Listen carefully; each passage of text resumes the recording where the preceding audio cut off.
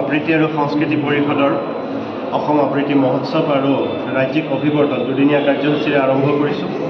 আৰু এই ৰাজ্যিক অভিৱৰ্তন আৰু অসম আবৃত্তি মহোৎসৱ এই দুয়োটা অসমৰ আবৃত্তিৰ উত্তৰণৰ হকে অতি গুৰুত্বপূৰ্ণ পদক্ষেপ। অসমৰ যি কাব্য সাহিত্য সেই কাব্য সাহিত্যৰ ইতিহাস বহুত পুৰণি, বহুত বৰ্ণিল আৰু বহুত দক্ষ আৰু অভিজ্ঞ ব্যক্তিৰ দ্বাৰা সমাৱেশেৰে সমাবিষ্ট হৈ আছে। আৰু এনেকুৱা এটা বিষয়ক লৈ আমি নিৰন্তৰ কাম কৰি আছোঁ। আৰু এতিয়া অসম আবৃত্তি মহোৎসৱৰ জৰিয়তে আমি আবৃত্তিৰে যি প্ৰসাৰ আৰু প্ৰচাৰৰ কাম কৰিবৰ কাৰণে আগবাঢ়িছোঁ, তাৰে অংশস্বৰূপে ইতিমধ্যে অসম আবৃত্তি আৰু সংস্কৃতি পৰিষদে ডক্টৰ অমৰজ্যোতি চৌধুৰী ছাৰক আবৃত্তিৰ গুৰু হিচাপে বৰণ কৰি তেখেতৰ পৰা আবৃত্তিৰ শিক্ষা গ্ৰহণ কৰিছে। এতিয়া আজি আমি অসমত আৰু এটা অসম বুলি নহয় সমগ্ৰ ভাৰতৰ কাৰণে এক বৰ্ণিল অধ্যায়ৰ সূচনা হৈছে। সেয়া হৈছে আজি অসমৰ প্ৰথিত তথা অভিনেতা, সংগীত নাটক একাডেমী বঁটাপ্ৰাপ্ত অভিনেতা প্ৰাঞ্জল শইকীয়াদেৱক আমি আবৃত্তিৰ ব্ৰেণ্ড এম্বেচাডৰ হিচাপে বৰণ কৰিছোঁ আজি। লগতে আজি আমি ডক্টৰ সূৰ্যকান্ত হাজৰিকা, প্ৰাক্তন সভাপতি অসম সাহিত্য সভাৰ, তেখেতক আমি ৰাজ্যিক উপদেষ্টা পৰিষদৰ সন্মানীয় সদস্য পদলৈ তেখেতক আমন্ত্ৰণ জনাইছোঁ। আৰু এইখিনিৰ জৰিয়তে আমি আবৃত্তিৰ উত্তৰণ আৰু আবৃত্তিৰ প্ৰচাৰ আৰু প্ৰসাৰৰ কাৰণে নিৰন্তৰ কাম কৰি যোৱাৰ প্ৰয়াস কৰিছোঁ। আজি সমগ্ৰ 32খন সাংগঠনিক জিলাৰ পৰা দল আহিছে, তেওঁলোকে আবৃত্তিৰ দলীয় পৰিৱেশন কৰিব। আজি আবৃত্তিৰ দলীয় প্ৰতিযোগিতা আছে। দলীয় প্ৰতিযোগিতা আমি ৰাজ্যিক পৰ্যায়ৰ বিচাৰক ইতিমধ্যে নিমন্ত্ৰণ কৰি আনিছোঁ। তেওঁলোকে ৰাজ্যিক পৰ্যায়ৰ বিচাৰকে আবৃত্তি প্ৰতিযোগিতাৰ বিচাৰ কৰিব আৰু শ্ৰেষ্ঠ আবৃত্তিকাৰৰ দল বাছি উলিয়াই তেওঁলোকক সন্মানিত কৰা হ'ব।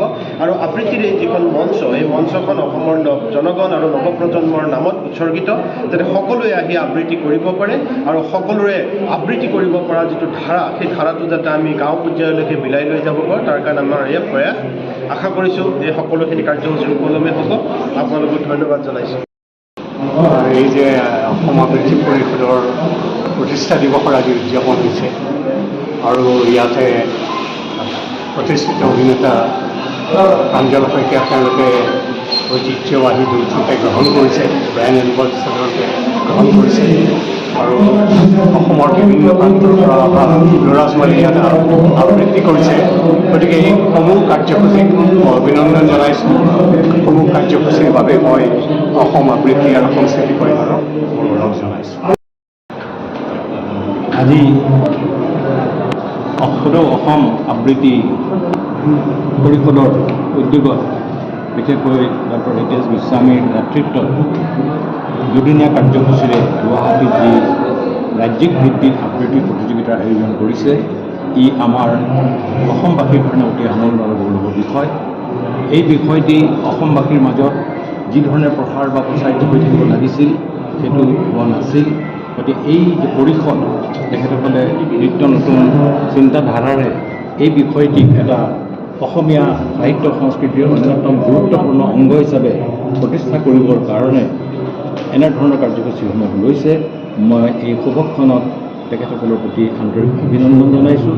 আৰু ইয়াত যিসকলে অংশগ্ৰহণ কৰিবলৈ আহিছে, আমি দেখিছোঁ অসমৰ বিভিন্ন প্ৰান্তৰ পৰা ইয়াত আবৃত্তিকাৰসকল আহি সমবেত হৈছেহি। তেখেতসকলৰ প্ৰতিও আন্তৰিকভাৱে শুভেচ্ছা জ্ঞাপন কৰিছোঁ। আৰু এইটো আমি আশা কৰিছোঁ যে এই পৰিষদৰ যোগেদি অসমৰ কবিতাসমূহ, বিশেষকৈ যিসমূহ আবৃত্তিৰ কাৰণে বিশেষ উপযোগী, তেনেধৰণৰ কবিতাসমূহৰ প্ৰচাৰ প্ৰসাৰ কেৱল অসমতে আবদ্ধ হৈ নাথাকি সমগ্ৰ ভাৰতবাসীৰ মাজত বিভিন্ন অনুবাদৰ মাধ্যমেৰে সম্প্ৰসাৰিত হ'ব। আৰু কেৱল ভাৰতবৰ্ষৰ মাজতেও নহয়, সময়ত সমগ্ৰ পৃথিৱীবাসীয়ে আমাৰ কাব্যৰ ৰসসমূহ যাতে উপলব্ধি কৰিবলৈ সক্ষম হয়, তেনেধৰণৰ কাৰ্য ব্যৱস্থাও কৰিব। আমি অতিশয় গৌৰৱান্বিত যে এইখন ভাৰতবৰ্ষতেই আজিৰ পৰা প্ৰায় সহস্ৰাধিক বছৰৰ আগতে বেদৰ জন্ম হৈছিল। সেই বেদৰ, বিশেষকৈ ঋগ্বেদৰ প্ৰায় 10,500 শ্লোকক সেই সময়ৰ সাধকসকলে মনত মুখস্থ কৰি ৰাখি যথাসময়ত উপস্থাপন কৰিছিল।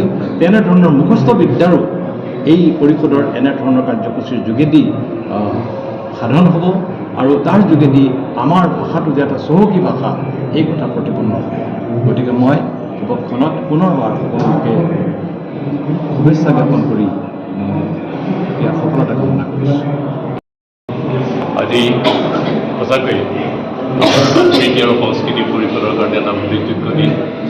আজি আমাৰ যিটো বাৰ্ষিক খবৰ আমি পাইছোঁ, ইয়াত আমি কিছুমান নতুন সিদ্ধান্ত লৈছোঁ আমি কেনেধৰণে আমাৰ যিটো ভূপেন্দাৰ যিটো আমাৰ জন্ম শতবৰ্ষক আমি কেনেকৈ পাতিছোঁ বা পাতিবলৈ গৈ আছোঁ সেই মীমাংসা সেই সিদ্ধান্ত আমি ইয়াত কেনেকৈ কাৰ্যকৰী কৰা হ'ব তাৰ আমি ব্যৱস্থা গ্ৰহণ কৰিছোঁ বা কৰিবলৈ ওলাইছোঁ এই সভাখনৰ জৰিয়তে। আৰু এটা ভাল খবৰ, আমাৰ ডক্টৰ সূৰ্যকান্ত হাজৰিকা তেখেতক আমি আবৃত্তি আৰু পৰিষদৰ আবৃত্তি আৰু সংস্কৃতি পৰিষদৰ এগৰাকী উপদেষ্টা হিচাপে আজি আমাক ঘোষণা কৰিছে আৰু তেওঁ সাদৰেৰে এই পদ গ্ৰহণ কৰি আমাৰ লগত সহযোগ কৰি যাম বা সহায় কৰি যাম বুলি তেওঁ আমাক কথা দিছে। এইটো এটা ভাল লগা বিষয়।